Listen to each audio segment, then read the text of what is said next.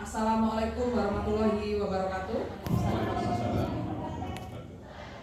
Yang terhormat Bapak, Ibu guru beserta staf karyawan, yang terhormat rekan-rekan luar biasa, yang terhormat Bapak Untung Wahyudi selaku CGP Angkatan 7 kelas 251 tahun 2022-2023. Pada kesempatan kali ini saya selaku moderator kegiatan ingin menyampaikan rundown acara kegiatan kita. Yang pertama adalah pembukaan yang akan dibuka oleh Ibu Kepala Sekolah, dalam hal ini diwakili oleh Bapak KPU.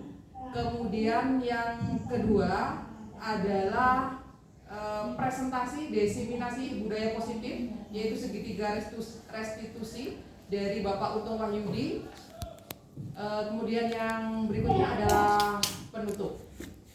Demikian kita mulai acara diseminasi budaya positif segitiga restitusi ini dengan pembukaan yang akan dibuka oleh Ibu Kepala Sekolah, dalam hal ini diwakili oleh Bapak Akil, Bapak Kepala Tata Usaha. Disilakan. Monggo.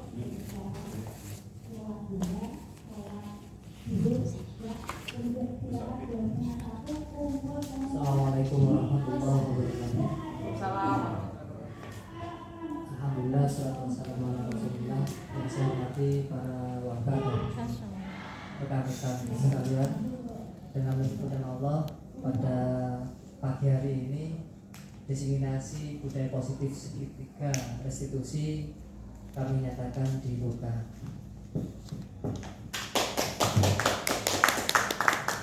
Assalamualaikum warahmatullahi wabarakatuh.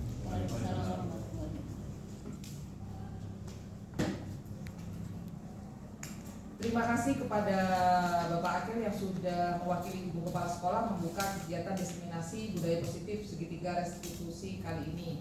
Kemudian langsung kepada Bapak Untung Wahyudi selaku CGP Angkatan 7 untuk melakukan diseminasi budaya positif segitiga restitusi. Kepada Bapak Untung, disilakan. Terima kasih Bu Dian. Bismillahirrahmanirrahim. Assalamualaikum warahmatullahi wabarakatuh. Yang terhormat Ibu Kepala Sekolah yang dalam ini diwakili oleh KTU, Bapak Akil, Bapak Ibu guru sekalian. Terima kasih kesempatannya. Pada kesempatan pagi hari ini kita sharing Bapak Ibu. Jadi kita menyampaikan materi segitiga restitusi. Ini mungkin baru bagi kita, bagi saya juga sebetulnya baru. Oleh sebab itu saya merasa bertanggung jawab, ingin juga menyampaikan kepada teman-teman. Mungkin ini adalah sharing bagi kita, karena kita setiap hari menghadapi siswa ya. Pertama ini adalah bagaimana kita langkah yang perlu kita pertimbangkan untuk menghadapi siswa. Ya.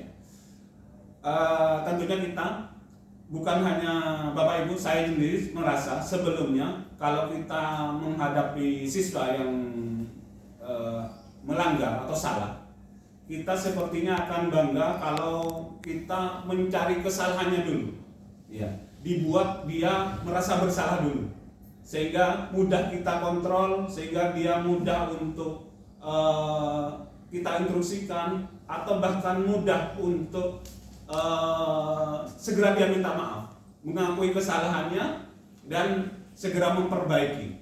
Itu mungkin pemikiran-pemikiran kita, dan itu sering kita lakukan. Betul Bapak Ibu ya? Betul ya, seperti itu. Jadi kita pertegas dulu kesalahannya, ya. Setelah itu dia merasa bersalah, ya. Terus berikutnya dia mungkin segera minta maaf dan tidak mengulangi lagi.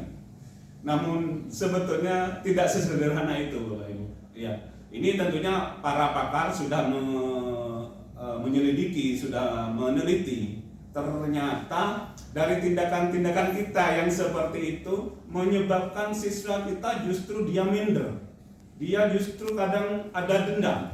Kadang-kadang dia kemampuan untuk berkembang dia lambat. Itu. Makanya ini kita perkenalkan segitiga restitusi. Segitiga restitusi ini suatu proses dialog yang dijalankan oleh guru atau bisa jadi orang tua agar mendapatkan hasil murid yang mandiri dan bertanggung jawab. Intinya ada 3 Bapak Ibu. Nanti kita akan tayangkan beberapa video yang yang langsung contoh kasusnya Bapak Ibu, agar kita paham. Ya. Video singkatnya seperti ini Bapak Ibu. Ini kita coba. Jadi ada 3 langkah sebetulnya Bapak Ibu. Yang pertama itu adalah bagaimana menyetabilkan dari siswa kita. Ini pengertiannya Bapak Ibu. Jadi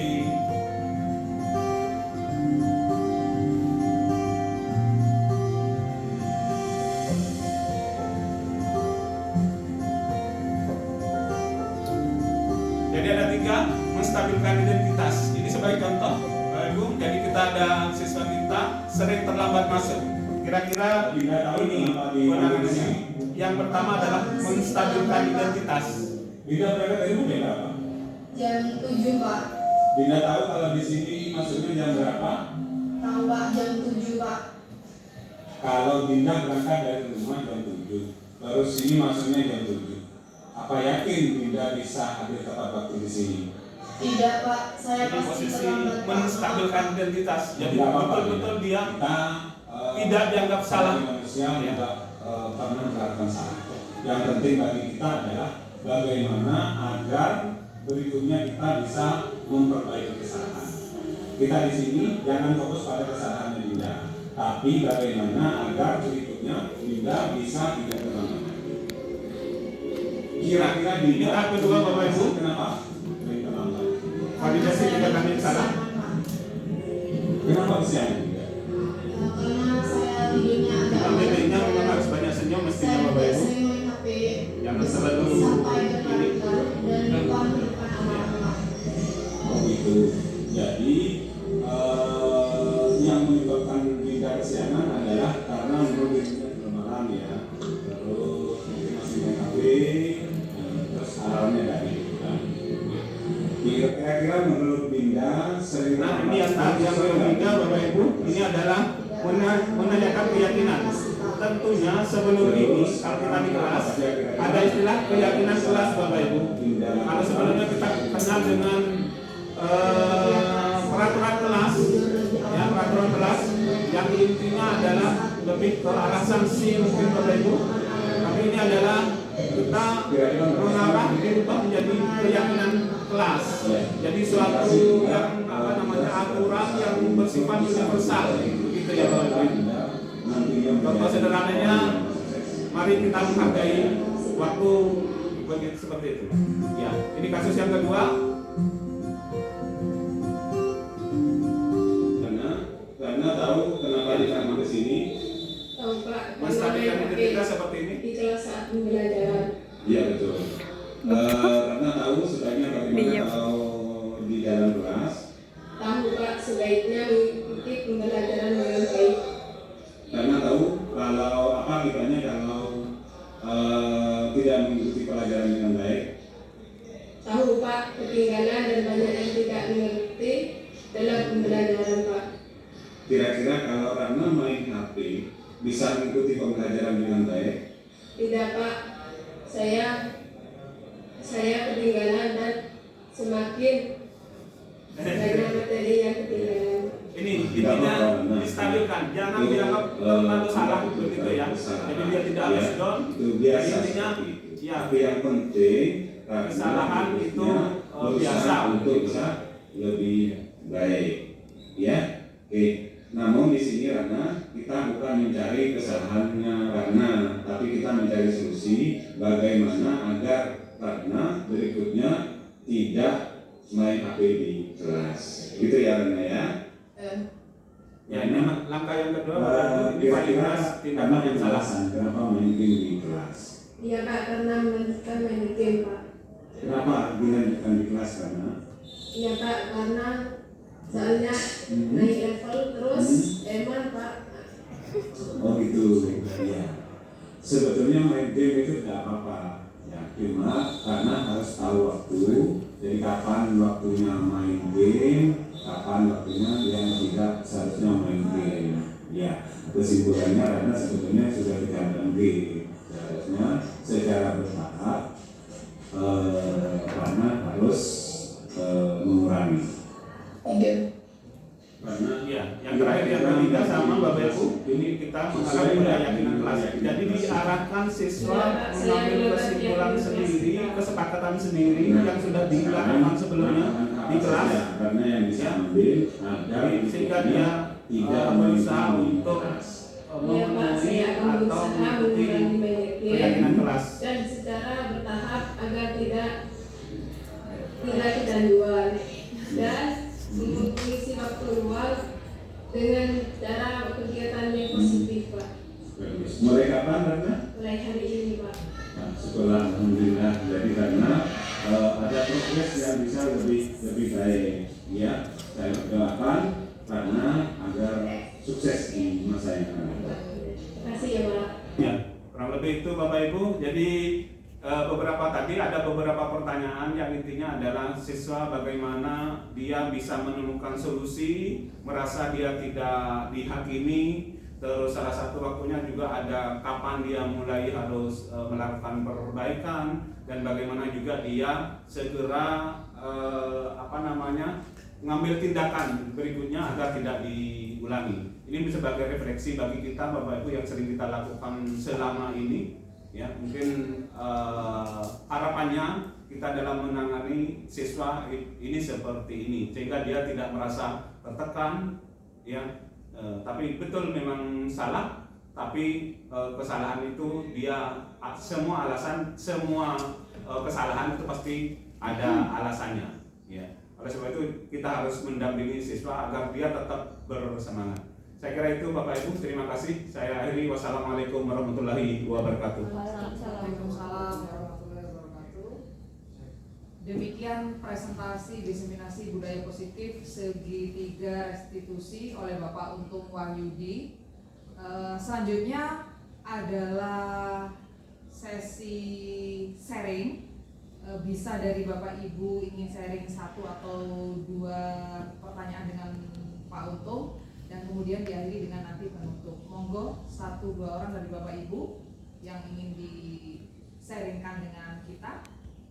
Contohnya adalah tentang bagaimana segitiga restitusi itu bisa masuk ke kita sebagai seorang guru dan menerapkannya pada saat kita menghadapi sebuah kasus, karena lebih arahnya ke kasus begitu ya Pak Untung ya. Arahnya lebih ke kasus. Jadi kalau ada kasus-kasus tertentu, posisi kita itu di mana? Seperti itu. Bagaimana kita cara menghadapi yang bersangkutan. Jadi di segitiga restitusi itu memang ada 3 pilar besar yang memang perlu kita yakini. Jadi yang Bapak Ibu yang baru hadir mungkin masih belum paham betul, nanti kita akan share hasil diskusi ini di grup SMK PP.